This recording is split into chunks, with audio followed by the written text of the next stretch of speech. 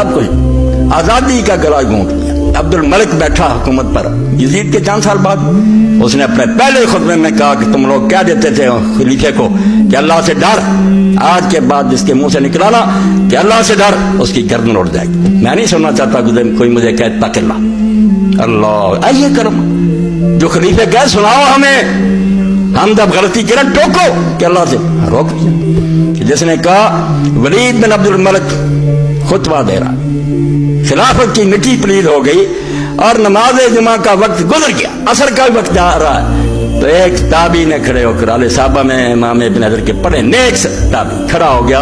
उसने कहा अमीरुल मोमिनीन, ना रसूलुल्लाह के बाद कोई नया नबी आया, ना कोई किताब उतरी, वक्त नमाज का जा रहा, खुदा के लिए नमाज पढ़ा, क्या बदला मिला उसको? सिपाही महल में ले गए, सट कर फिर लाकर मस्जिद में फेंक। ये मोड़ था जो मुड़ रही थी गाड़ी, लोग यही समझते कोई फर्क नहीं, नमाज हो। इमाम जानते थे क्या ये लाइन मालूम था करीब ही है, ये दूर हो जाएंगे, नहीं बिल्कुल रास्ते जुड़े हो जाएंगे। लोग काबा में शराब पीने वाले खलीफे बनेंगे और बने। लोगों ने देखा वहां महफिल राइयां की, वहां बैठकर शराबें पी।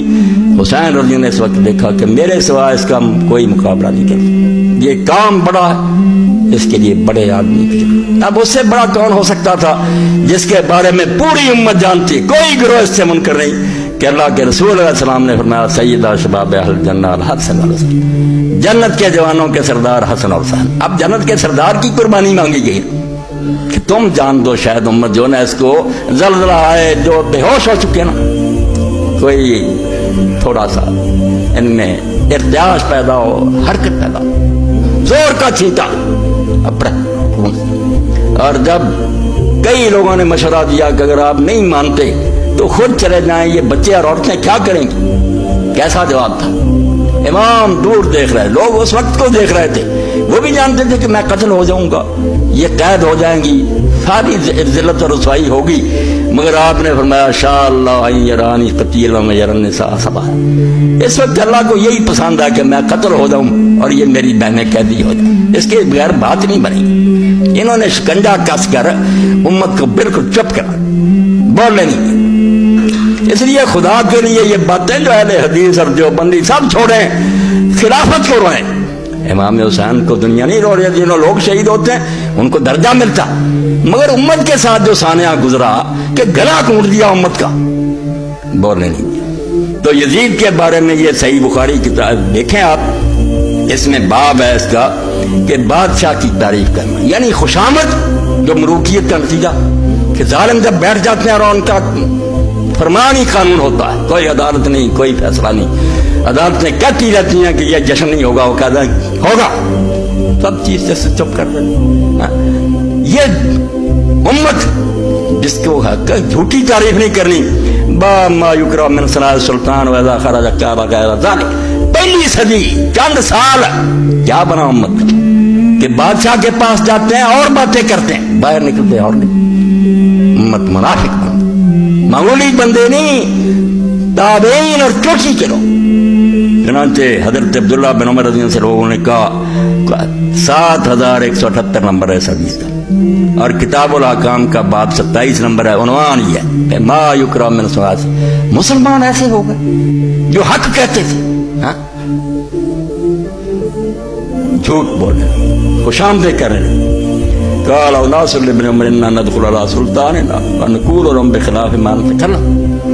हजरत अब्दुल्लाह बिन उमर से कहा कि हम अपने सुल्तान के पास जाते हैं तो उनको ऐसी बातें कहते हैं जो असल में हम उनको नहीं सही समझते। जब निकलते हैं जब उनके पास से बाहर आते हैं तो और बातें करते हैं, उनके मुंह पर कहते हैं तुम हक करते हो, ये सही है, दुरुस्त है। जैसे खुशामद ये मलूकियत का लाजमा है, जहां एक फर्क की बात सही होगी वहां खुशामदी लोग पैदा हो जाएंगे। वो समझते कि इसको राजी रखने से उल्लू सीधा होगा, वरना नहीं। आप देख रहे हैं, मैं मिसाल नहीं नाम देकर दूंगा आपके, तो सब तो सामने फौरन परिंदे उड़कर स्टानी पर जा बैठते हैं। काला कुन्न निफाकन। तो अब्दुल्लाह बिन उमर ने कहा हम तो इसको मुनाफिकत शुमार करते हैं, रसूलुल्लाह ने जो दीन दिया था उसमें तो मुनाफिकत थी कि बादशाह के पास और करो और बाद में ये कौन था, इसकी भी तशरीह नीचे इमाम इब्न हजर रहमतुल्लाह ने फरमा दी। ववाका इब्न अबी शैबा मिन तरीक़ अबी शासा काला दखल कौमुन अला इब्न उमर फवाकू फी इब्न मुआविया। اور پتا تو سب کو تھا. یہ کہتے ہیں نہیں اگر حسین سچا تھا لوگ نہ بولو, لوگ بولتے تھے مگر سامنے نہیں بول سکتے. حسین سامنے بولا, ورنہ جیسے امام ابن کثیر رحمۃ اللہ علیہ فرماتے ہیں امت کا ایک شخص بھی ایسا نہیں تھا جو یزید کو حسین کے مقابلہ میں اچھا سمجھتا. صرف دولت امویہ جو تھی دشمن تھی اس کی, ورنہ مسلمانوں کے سینہ میں اس کی محبت موجود تھی. سب جان, اس لیے عظیم انسان کو نکلنا پڑا, جنت کے جوانوں کے سردار کو. اور میں آپ تک پہنچا دوں جو حسین کا دشمن ہے وہ رسول کا دشمن ہے. اللہ کے رسول علیہ السلام نے فرمایا, ابو ہریرہ رضی اللہ عنہ روایت کرتے ہیں, مسند احمد ہے, مستدرک ہے, صاف فرمایا من احب الحسن والحسین قد احبنی, جو حسن اور حسین سے پیار کرتا وہ مجھ سے پیار کرتا. وہ من ابغضہما قد ابغضنی, جس کے سینے میں ان سے دشمنی ہے وہ میرا دشمن ہے, رسول کا دشمن ہے. یہ رسول سے الگ نہیں ہے. اور آپ صحیح بخاری میں فضائل اہل بیت میں پڑھیں, ظاہر میں بھی اللہ نے ان کو اپنے نانا کی طرح بنایا تھا. سچ مجھ تھے بھی وہی اوصاف, مگر شکل بھی یہی تھی کہ عبداللہ ابن عباس رضی سے ایک شخص نے کہا میں نے رسول اللہ کو خواب میں دیکھا. آپ نے فرمایا حلیہ بیان کر. اس نے کہا بے حسن ابن علی جو ہیں بالکل ان کے مشابہ تھے. آپ نے فرمایا تو نے واقعی رسول اللہ کو دیکھا. صحیح بات ہے کہ حسن سر سے پاؤں تک رسول اللہ کے مشابہ تھے. اور جب عبید اللہ بن زیاد کا امام بخاری ترمذی لکھتے ہیں نامراد, اس کا دربار تھا اور وہ حضرت حسین رضی اللہ عنہ کی ناک پر چھڑی مار رہا تھا اور کہتا کیا حسن ہے اس میں, لوگ کہتے ہیں بڑا حسین ہے. تو حضرت انس نے کہا اللہ کی قسم حسین اللہ کے رسول کے سر سے پاؤں تک مشابہ تھا. یہ تانا دے رہا ہے اگر یہ حسین نہیں جو رسول اللہ سے مشابہ رہا ہے تو اور کون حسین ہو. تو لوگوں نے یہ سب کچھ دیکھا. یہ حضرت حسین سے کوئی چھپا ہوا نہیں تھا, مگر وہ جانتے تھے کہ اگر چپ رہے ہیں تو یہی ہوگا کہ بڑے بڑے علماء جو ہے نا وہ خوشامدید بن جائیں گے, منافق ہو جائیں گے, باہر کچھ کہیں گے اندر کچھ. تو لوگ گئے فواقعوا فی یزید ابن معاویہ, تو عبداللہ بن عمر رضی اللہ عنہ کے پاس انہوں نے یزید کو بہت برا بھلا کہا. فقال تقولون ھذا فی وجوہ, تو آپ نے فرمایا کہ تم ان کے منہ پر بھی یہ کہتے ہو. یہ اسلام ہے, دین تو کہتا کٹ دو حق کو. یہ اللہ کے رسول اور خلفاء نے اس کا مگر بعد میں نہیں رہنے دیا. میں کیا کروں, اور دوسرے کا مار مار کر لوگوں کر دیا, کچھ کو لالچ دیا. جیسے اسی کتاب الفتن میں آپ پڑھیں امام ابن حجر فرماتے ہیں لاکھ روپیہ عبد الرحمن بن ابی بکر کو بھیجا, عبداللہ بن عمر کو بھیجا کہ لاکھ لے لو اور یزید کی بیعت کر لو. انہوں نے کہا ہمارا دین پھر بہت سستا ہوگا.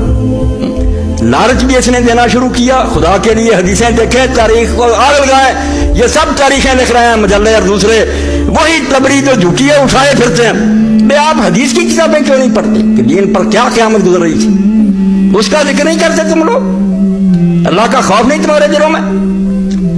تو انہوں نے کہا نہیں, ان کے منہ پر تھے بل نمدحہم ونثنی علیہم, ان کی تعریف کرتے ہیں, ان کی مزاح کرتے ہیں. اب دیکھیں یہ منافقت ہے یا نہیں, اب سارے کر رہے ہیں. کوئی وزیر اطلاعات ہے کوئی کر رہے ہیں, وہ جانتے ہیں کہ سب جھوٹ ہے, مگر نہیں, ملوکیت جو ہے یہ وہ کرواتی بادشاہ کو خوش کرنے کے لیے. تو دوسری روایت میں بھی وہ بھی لکھی کہ اتیت ابن عمر فقلت ان نجلس ائمتنا هؤلاء فيتكلمون في شأن نار من الحق غير فنصدق.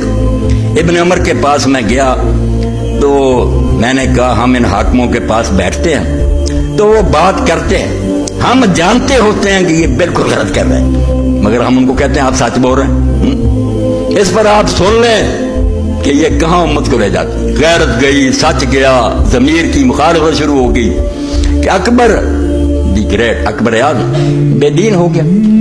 خیر وہ موضوع الگ. ایک دن اس نے کہا کہ میں بینگن کھانا چاہتا. ابو الفضل نے ایک قصیدہ نظم کر دیا, بینگن کی تعریف, بینگن ایسا پکوا کر کھایا, گلا بیٹھ گیا.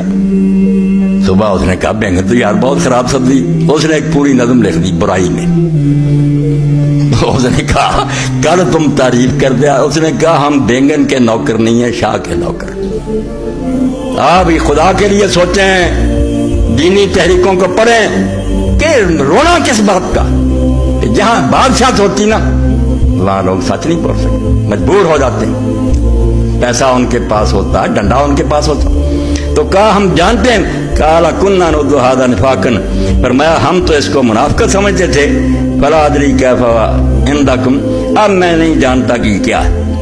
ایک اگلی حدیث بھی لکھی کہ اب اے ابو عبد الرحمان، یہ بھی ابن عمر کی کن، ہم امام کے پاس جاتے ہیں، حاکم کے پاس، یقضی بالقضاء نراہ جورن، وہ فیصلے کر رہا، ہم جانتے ہیں کہ ظلم ہے، بالکل غلط فیصلہ کر، فنقول تقبل اللہ، ہم کہتے ہیں اللہ قبول کرے، اللہ قبول کرے، جزاک اللہ۔